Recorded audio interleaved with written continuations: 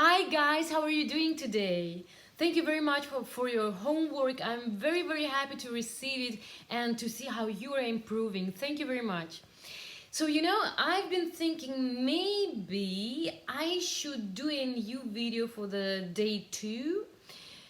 But still, I left it like it is because I really don't want to kill you with information during this marathon. But still, I hope I could give you some ideas about how you can increase your voice potential and on what you can work to get your voice out of your body and really influence with your voice. But still, as I said, I would like to add some very important information because I know that people who don't work with voice professionally don't know very many important things, such as if you're stressed, if you're nervous, or you feel that you are getting a cold, try to don't cough. Really try to don't cough because you destroy your vocal cords. Drink a lot of water, not hot. And this is number 2, what you should not do. First, don't cough too much. Second, don't drink too hot water or too hot drinks. Many people think that especially when you feel that you're getting a cold, you start drinking a lot of very hot drinks. Please don't do that. It's very bad for your voice and for your mucus. And third thing, never take these medicine lollipops. They dry out your mucus. They don't make you feel better. It's only a very short effect. So if you want to get healthy as fast as possible, or if you talk a lot at work, or you have a very important presentation, or you're a speaker on stage, what you can do, you should inhalate and drink not too hot water, a lot of water, maybe a little bit with lemon, a little bit lemon into the water, and inhalate as much as possible. In Germany, in every drugstore, there is these inhalation machines. I think there are 2 of them. I mean, there is this small one and a very small one. I think they have these 2, and you can inhalate with sea salt, you can inhalate with chamomile, you can inhalate with mint, you can inhalate. Why is it so good? Because you inhalate with cold air, and it really affects your vocal cords and your mucus much better than hot tea or hot drinks. And I know that if you're in Germany, I know that many of you live in Germany. The medicine insurance pays for this little inhalation machine. So next time, buy it in the drugstore or ask your medicine insurance how you can fix it and figure it out, and inhalate more. Inhalate every 2-3 hours, and then you really feel how much better it gets. Much better than hot drinks and lollipops. So let's come back to our topic, body language. What is a body language? Body language is not only gests or mimic or voice or posture. Body language is the whole body system. So your whole body influences your appearance. And now I have a question to you. I've chosen 3 personalities. I would like to know how you perceive them. The number 1 is Angela Merkel, the Chancellor of Germany. Her very famous position like this. Please watch a video with her without sound and observe her body language, and write me how do you perceive her, with what do you associate, or what do you think, how is she as a person, and what is her character according to her body language. Second person is a woman whom I really adore, is Michelle Obama. Watch her, observe her how she uses her body language. And for a change, let's take a man. I've chosen Jeff Weiner. He is a CEO of LinkedIn. Again, watch a video without sound with him and observe his body language. What would you say? How do you perceive these three personalities? I'm very curious what you will say. But still, if you are going to the stage, or you are making a presentation, or you have a very important client to talk with, and so on, don't forget about these 5 very important things. Number 1, smile more. Really, especially as I said in the lesson number 1, especially when you see a person for the very, very, very first time, smile. You will wonder that people will smile you back. It's so nice because you send these positive vibes into the audience and people send it back. It really makes feel so much better. Number 2, keep your body straight. It's very, very important because when you have this straight body and you are in front, you appear much taller, and your breath can go much deeper. You can really use your diaphragm and breathe into your belly. So number 3, claim your space. In my trainings, at the end, 1 hour, the very last hour, we always do the presentations the participants get from me. And we start from very, very beginning. And people usually what they do, they have a presentation behind, and they always stand like this. Or they put the hands into the pockets, or they kind of excuse themselves for being on stage. And then I always say, claim your space. This is a very interesting thing, that when you claim your space, you really the people really feel your authority. When you claim your space, your audience really get concentrated on what you are doing, on you. Why is it important? Because also imagine, I also hear a lot that people say, when we have a meeting and I present something, my colleagues, they're just checking the phone or they're writing something. They don't really listen what I'm talking about. And then I say, okay, claim your space. Just move. It shouldn't be too much, but it should be, this kind of movement should be, because imagine if you are checking your mails on the phone and something is moving, so it destroys it destroys it really. You wanna see what is happening there. That's why it's very important to claim your space in front or on the stage, to get the concentration of your audience. And I also mentioned the authority. Your authority when you are tall and you keep calm and you talk quiet. I also noticed that very many people, when they are getting nervous, and very many people are getting nervous. We are talking about that tomorrow, how to embrace your stage fright. They're starting, they start to talk so fast, and some people even have some small accents or dialects. So for me, for example, it's getting absolutely impossible to understand what they are saying. That's why breathe in and out, keep calm, and talk not too fast. And number 5, I would like to stand on this point a little bit, stay on this point a little bit longer. Gesticulation.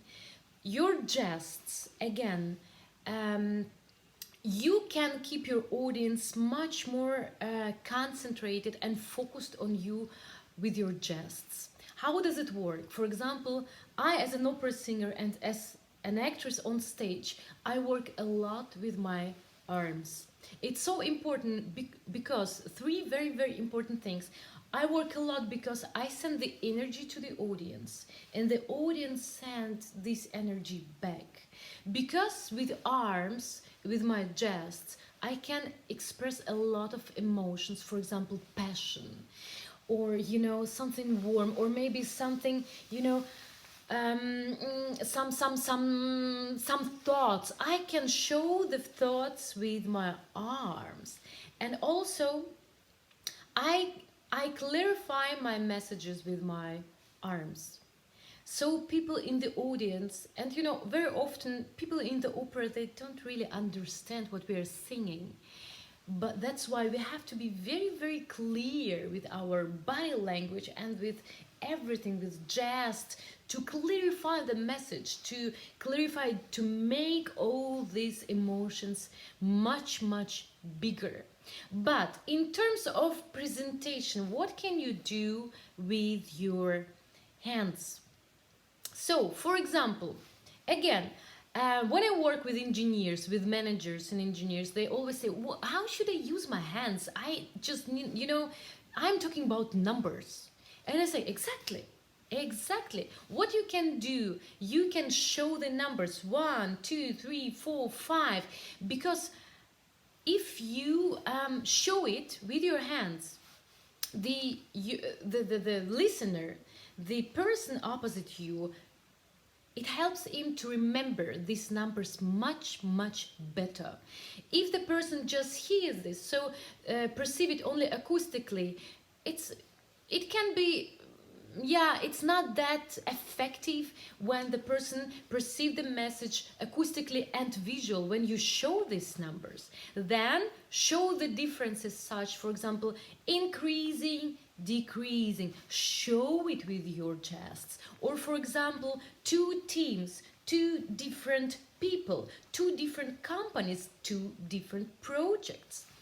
What you can also do, show this or send this message, you and me, and especially if you just an advice for me, if you see that someone doesn't react on what you are saying, show to this person, ask this person, what do you think, how can we increase our sales, should we do better, and so on. And when you do these gests, this person reacts immediately, and believe me, this person will keep focused on you until the very last word you are saying.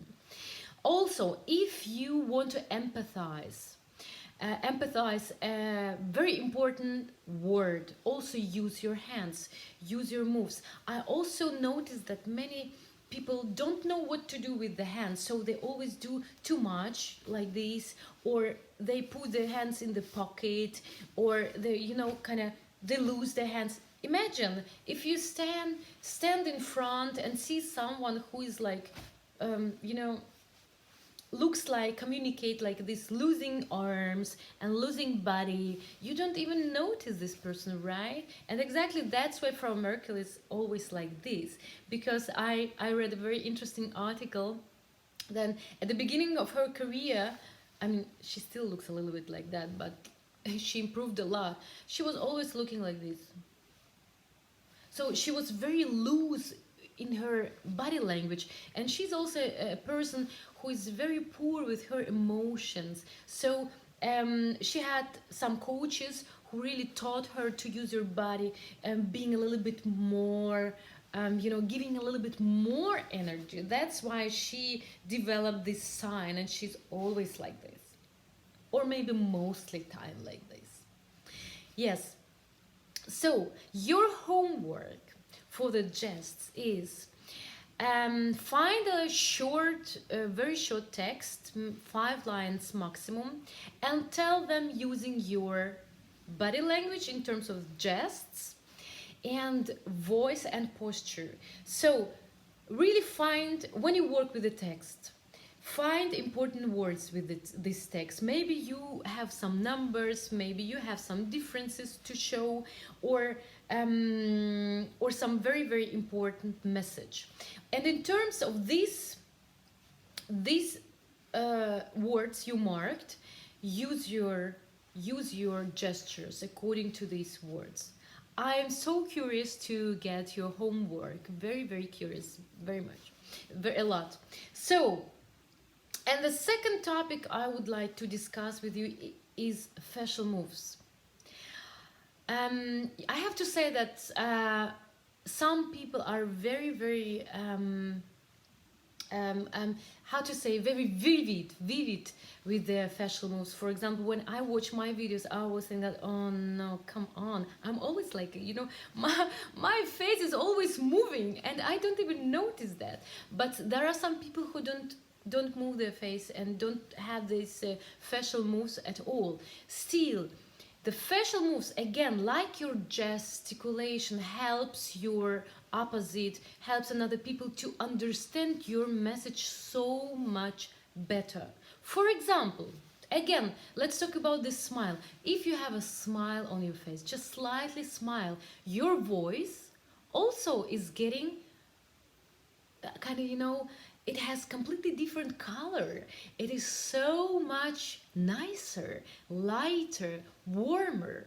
And if you, for example, if you are sad and your, you know, your face is like this, your voice is getting like this too.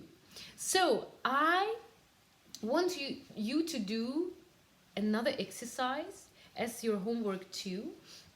You will get 2 tongue twister from me, and you can choose which one you get. So I'm gonna show you how it works. You have here, or I have here a tongue twister, and here I have 2 emotions. I really put 2 completely different emotions so you can feel it. The exercise is really, really nice and so fun, especially if you do this exercise in the group and your colleagues or your other people can hear how you improve it. It's so much fun to do in the group. So the thing is that it's not about the content of this tongue twister. It's not about what you are saying. It's all about how you're saying. Use your emotion and use your mimic to express these 2 different emotions. So my tongue twister is went to Wales to watch walruses. So in 2 emotions, excited and distant. Okay, let's try. I will start with excited. We went to Wales to watch walruses. And then distant. Wayne went to Wales to watch walruses. As you can see, depends on the emotion your voice and your body language comes with. I know that some people really have difficulties and troubles to understand these emotions.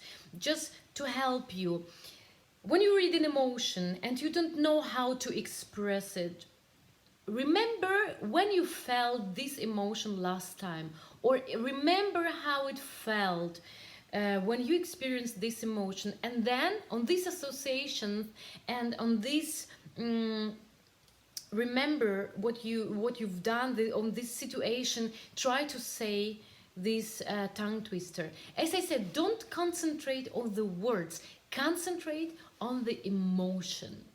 Try to make this emotion very big. Exaggerate. For the exercise, it's very, very important. If you have questions, ask please. I'm really, really glad to help you through this marathon. Otherwise, have a lot of fun and see you tomorrow. Bye.